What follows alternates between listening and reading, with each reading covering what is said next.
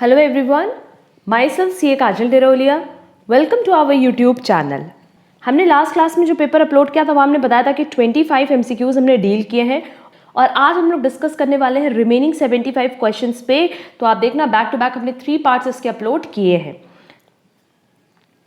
पहले बताया कि ये सारे क्वेश्चंस रेलेवेंट है महात्मा गांधी काशी विद्यापीठ स्टूडेंट्स के लिए एंड उन स्टूडेंट्स के लिए जो ओडिशा CET के लिए अप्लाई करेंगे, that is common entrance test.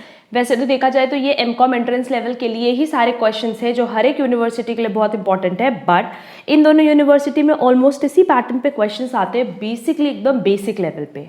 Clear?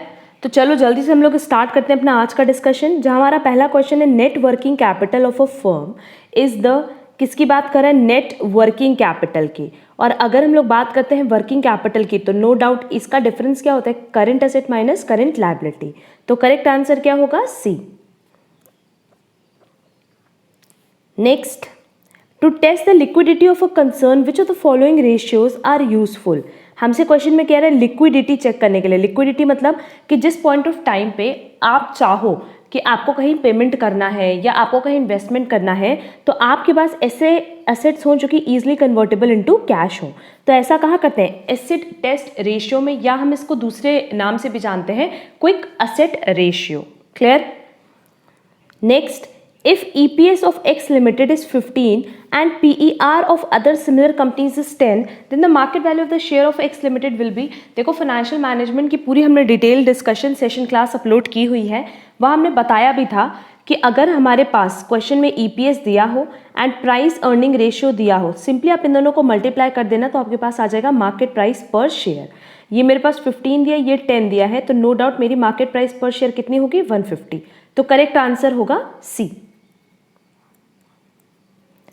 Next, payment of liability results in, अगर आप लाइबिलिटी का पेमेंट करोगे तो नो डाउट लाइबिलिटी एक डिक्रीज होगी, और अगर हम पेमेंट करें तो आइदर कैश या बैंक से करेंगे तो उस केस में मेरा असेट भी डिक्रीज होगा. दैट इज जो टोटल असेट है वो क्या होगा? डिक्रीज. तो करेक्ट आंसर होगा बी.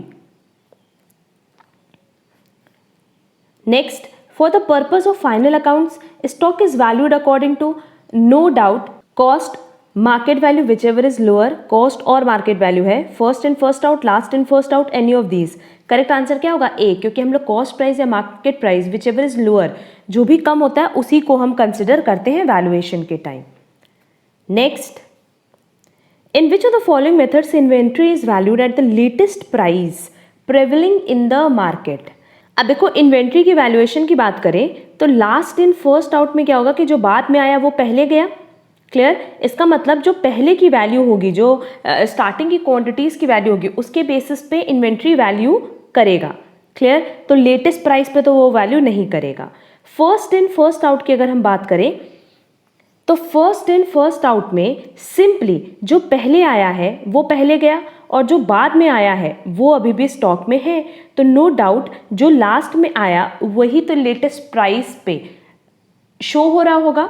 दैट इज इन्वेंट्री आपकी किस पे शो हो रही होगी? लेटेस्ट प्राइस पे. तो करेक्ट आंसर क्या हो जाएगा? B, first in first out.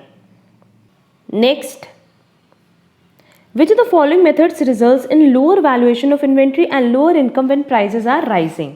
एक तो बोला है लोअर वैल्यूएशन और दूसरा बोला है lower income. First in first out में अभी हमने बताया कि जो पहले आया है आप उसको पहले सेल करते हो और जो बाद में आया है उसको आप अपने स्टॉक में रखते हो. लास्ट इन फर्स्ट आउट में सिंपली क्या होता है कि जो लास्ट में आया आप उसको पहले सेल कर रहे हो और जो पहले आया है उसको आप स्टॉक में रखते हो. क्लियर? तो जब हम बात करते हैं कि अगर प्राइस राइज हो रही है और लोअर इनकम हम शो करें या लोअर वैल्यूएशन शो करें तो ऐसा हम करते हैं फर्स्ट इन फर्स्ट आउट में. क्योंकि खुद सोचो कि अगर हमारी प्राइजेस राइज कर रही हैं तो जो लास्ट में हमारे पास स्टॉक है उसकी प्राइजेस बढ़ रही होंगी, पर हम पहले कौन सा सेल कर रहे हैं? जो हमने पहले खरीदा था. तो जो हमने पहले खरीदा था नो डाउट वो थोड़ा सस्ता रहा होगा, है ना, वो थोड़ा चीप रेट पे रहा होगा, और अगर हम उसको सेल कर रहे हैं तो क्या हम ज़्यादा इनकम जनरेट कर पाएंगे? नहीं, हम ज़्यादा इनकम जनरेट नहीं कर पाएंगे. क्लियर? तो इस केस में, दैट इज फीफो के केस में, इन्वेंट्री का वैल्यूएशन भी लोअर होता है और इनकम का भी. Clear? Next, which of the following items is not an operating expense. अब ऑपरेटिंग एक्सपेंस मतलब सिंपली एक ऐसा एक्सपेंस जो बेसिकली हम लोग को डे टू डे बिजनेस करने में इनकर होता है. क्लियर? और जब कोई सेल्स नहीं जनरेट होती ना तो भी ऑपरेटिंग एक्सपेंस हो सकता है, जैसे एडवर्टाइजिंग ये ऑपरेटिंग एक्सपेंस है, जर्नल मैनेजमेंट सैलरीज ये भी ऑपरेटिंग एक्सपेंस है, डेप्रीसिएशन ये भी ऑपरेटिंग एक्सपेंस है, बट पावर कंज्यूम्ड ये ऑपरेटिंग एक्सपेंस नहीं है, ये मैन्युफैक्चरिंग एक्सपेंस है। Next, which of the following transactions change the current ratio. देखते हैं करंट रेशियो मतलब क्या होता है, current asset divided by current liability. तो purchase of goods for cash, अगर हमने गुड्स खरीदा कैश पे तो एक असेट बढ़ा एक असेट घटा।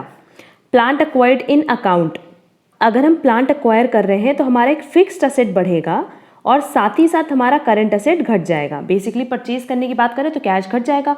सोल्ड गुड्स ऑन क्रेडिट, अगर हम गुड्स क्रेडिट पे सेल कर रहे हैं तो हमारा जो इन्वेंट्री है, हम कह सकते हैं करंट असेट्स, ये इंक्रीज होगा, बट साथ ही साथ करंट लायबिलिटी भी इंक्रीज हो जाएगी। And debentures converted into equity capital, तो इससे तो करंट रेशियो पे कोई फर्क पड़ेगा नहीं, तो नो डाउट करेक्ट आंसर क्या होगा, बी, क्योंकि बी के केस में करंट असेट डिक्रीज हो रहा है और साथ ही साथ फिक्स्ड असेट बढ़ रहा है, बट करंट असेट की वजह से क्या चेंज होगा, करंट रेशियो, तो करेक्ट आंसर हो जाएगा B. Next, which of the following is not a source of a fund. Source of fund मतलब कि जब हमारे पास पैसे का फ्लो हो रहा है, आउटफ्लो नहीं, inflow, clear. Purchase of machinery, no doubt इस केस में हमारा आउटफ्लो होगा। Profit earn during the year, issue of share capital, जब हम इशू करते हैं शेयर कैपिटल का तो उस केस में क्या होता है कि आपके पास फंड आता है। लॉन्ग टर्म लोन रेस्ड, अगर आप लोन ले रहे हो तो भी आपके पास पैसा आएगा। तो परचेज ऑफ मशीनरी के केस में ये सोर्स ऑफ फंड नहीं है, ये बेसिकली क्या है, आउटफ्लो ऑफ फंड, तो करेक्ट आंसर क्या होगा, A. Next, minimum paid capital is registered नहीं है, required to incorporate the private limited company. देखो क्वेश्चन में ये चीज़ पूछ रहा है कि अगर हमें प्राइवेट लिमिटेड कंपनी का रजिस्ट्रेशन कराना हो तो कम से कम कितना पेड अप शेयर कैपिटल चाहिए। देखो पहले जो हमारे पास कंपनीज एक्ट 2013 में अमेंडमेंट आया था, एज पर दैट 1,00,000 रुपए की ज़रूरत थी। अगर आपके पास 1,00,000 रुपए है तो आप उसको मिनिमम पेड अप कैपिटल मान करके रजिस्ट्रेशन करा सकते हो, क्लियर। बट बाद में जब अमेंडमेंट आया ना कंपनीज एक्ट 2013 में, तो प्राइवेट लिमिटेड कंपनी में minimum paid up share capital की कोई लिमिट नहीं रखी गई है, क्लियर।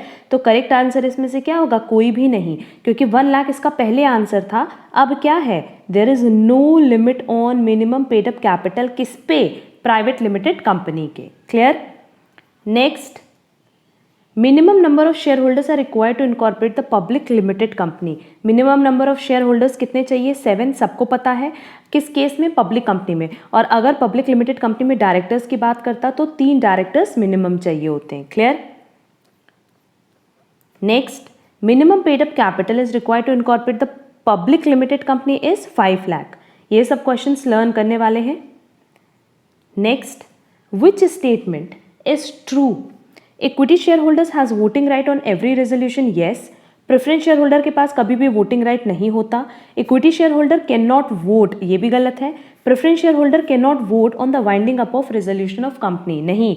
अगर वोटिंग राइट की बात करें तो ये वोटिंग राइट किसके पास है, इक्विटी शेयर होल्डर्स के पास। Next, company should issue the share capital to shareholder after allotment within 2 महीने के अंदर अंदर, कहाँ से, from the date of allotment within 2 months आपको शेयर्स का अलॉटमेंट करना होता है, दैट इज शेयर्स इशू करने होते हैं, क्लियर।